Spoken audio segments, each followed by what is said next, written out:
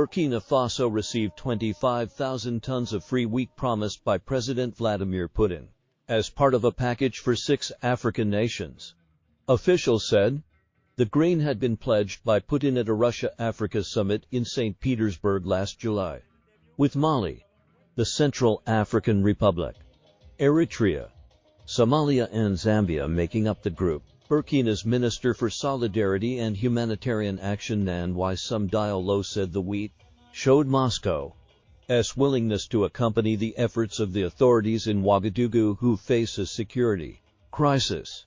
The government of Burkina Faso is delighted, she told a ceremony to mark the delivery, adding that the grain was a priceless gift to help people internally displaced and the vulnerable. Russian Ambassador Alexei Saltykov said the wheat was a strong signal of the willingness of the Russian president to give dynamic impetus to cooperation with Burkina Faso, one of our strategic partners on the African continent.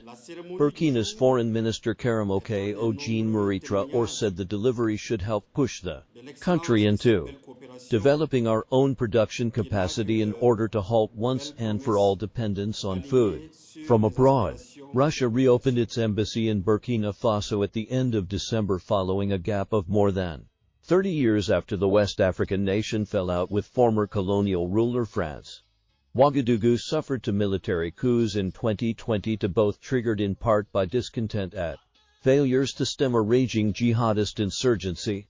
Since coming to power in September 2022, the ruling junta has distanced itself from France and moved closer to Russia. Russia has become more isolated since invading Ukraine and has in recent months discussed greater military cooperation with Burkina Faso.